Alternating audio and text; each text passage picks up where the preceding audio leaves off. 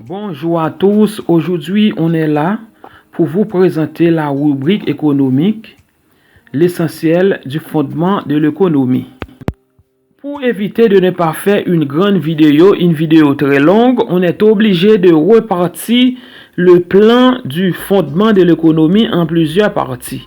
Cela veut dire en plusieurs vidéos, ou du moins en plusieurs leçons.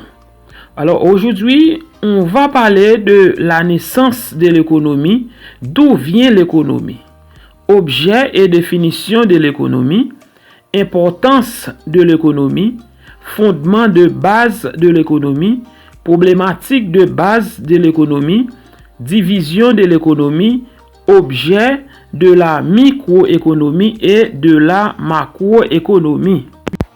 De nos jours, une attention de plus en plus soutenue est accordée à des problèmes d'ordre socio-économique, comme par exemple la rareté des ressources naturelles, la production des biens et des services, les déséquilibres des marchés, la répartition des richesses, le chômage, l'inflation ont rendu omniprésent fasse partie de l'information quotidienne. Cela ne permet pas totalement à toutes et à tous de saisir les raisonnements et les mécanismes qui les sous-tendent. Dès lors, il est important et urgent que tous les individus puissent comprendre les rouillages de l'économie, afin de prendre les meilleures décisions, celles qui maximisent le bien-être et celui de toute la société. D'où vient le mot économie? Le mot économie vient du mot grec ancien oikomonia, constitué de oikos qui signifie maison et nomos qui signifie gérer, administrer.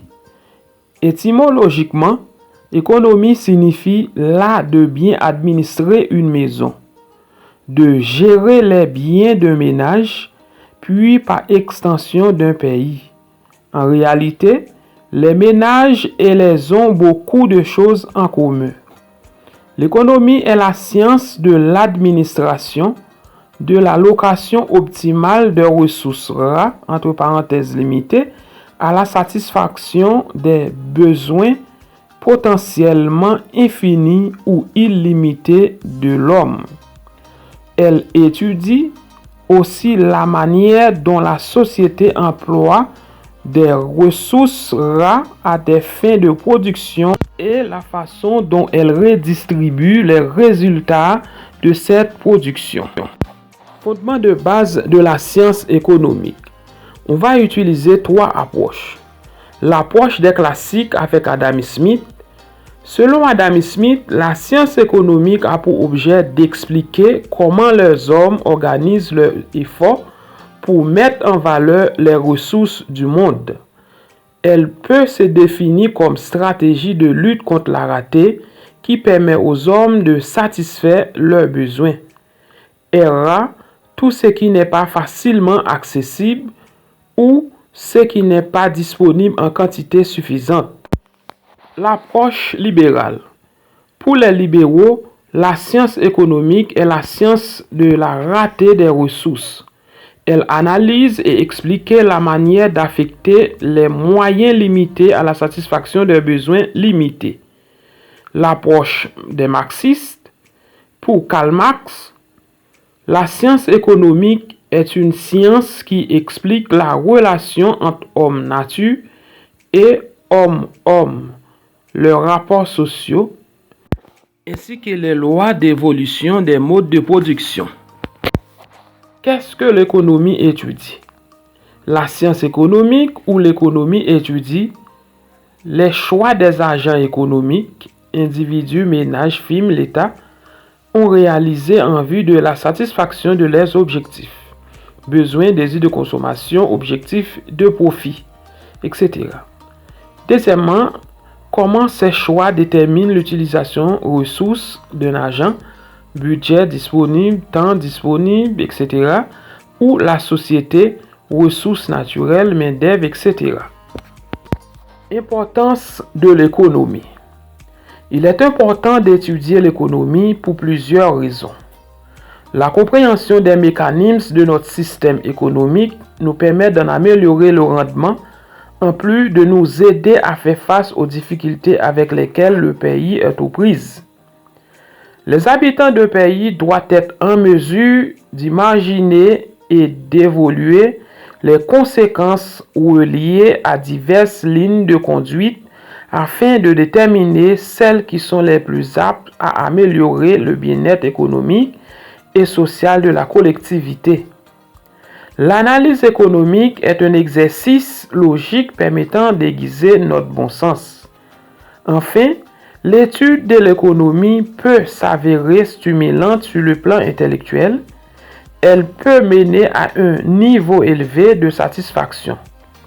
Dans les années 1940, les économistes ont exercé leur métier principalement dans les universités. De nos jours, les économistes professionnels occupent des postes un peu partout au sein des entreprises et du gouvernement. Conclusion, il importe d'étudier l'économie afin de mieux comprendre certains problèmes mondiaux les plus récents. Problématiques de base de l'économie. Par exemple, une personne dispose de 1500 gouttes. Elle envisage de se procurer d'une paire de chaussures, de 2 pantalons, des sous-vêtements et autres. Cette somme d'argent peut-elle lui permettre de satisfaire tous ses besoins? La réponse est non, car la somme est considérée comme une ressource limitée par rapport à ses besoins qui sont multiples. Nos besoins et nos désirs dépassent les ressources existantes et la plupart des personnes souhaitent avoir plus de biens et services qu'ils n'en possèdent. Ces biens et services existent de fait en quantité limitée. Il existe donc une situation de tension entre les besoins illimités et les ressources qui sont disponibles pour les satisfaire. Objet de l'économie. L'objet d'une discipline quelconque est son domaine d'étude et d'application.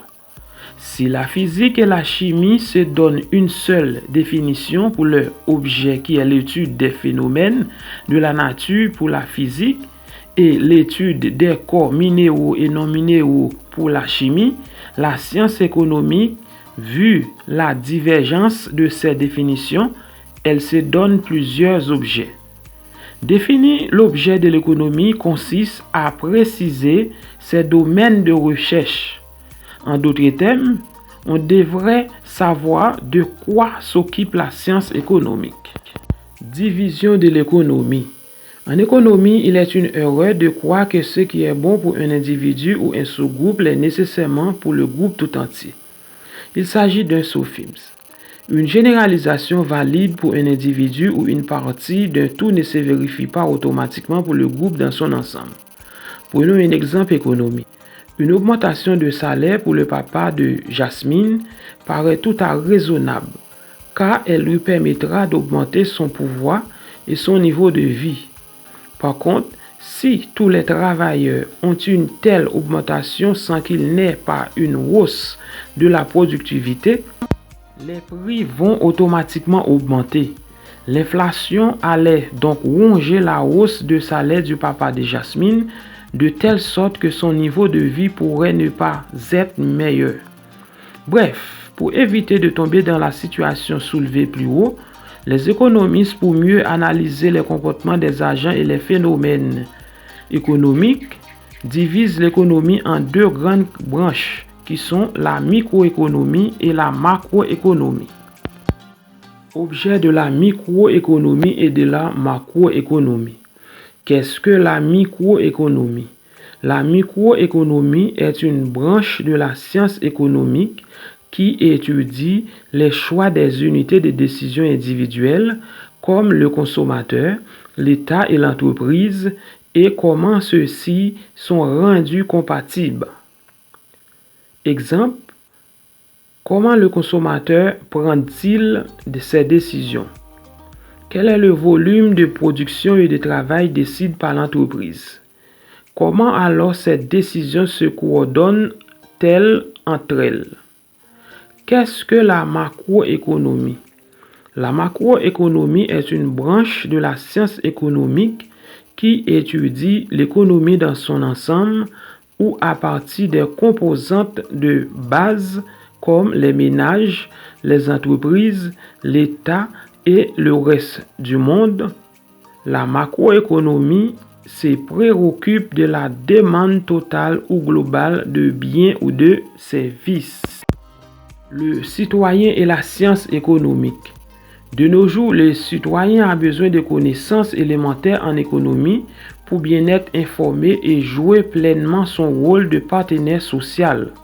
En effet, les principaux problèmes d'actualité ont des connotations économiques importantes. À titre d'exemple, l'électeur qui veut influencer judicieusement ses représentants gouvernementaux et éviter d'être manipulé par des politiciens à droite doit pouvoir comprendre la réalité économique. En fait, la compréhension de l'économie permet aux citoyens de rationaliser leur comportement dans leurs décisions d'investissement, de production, d'échange et de consommation.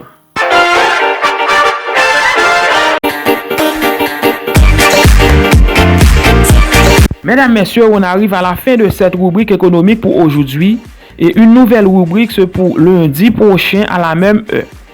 Je vous invite à rester sur la chaîne pour suivre les prochaines rubriques économiques et entrepreneuriat chaque lundi et vendredi.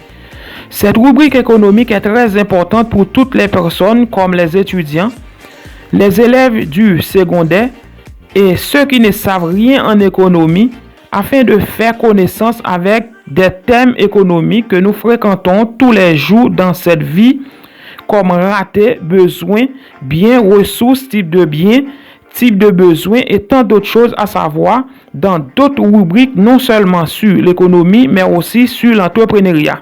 N'hésitez pas de rester connecté sur la chaîne pour apprendre de l'économie et de l'entrepreneuriat. Et abonnez-vous aussi avant de quitter la chaîne pour ne pas rater aucune de nos vidéos chaque lundi et vendredi.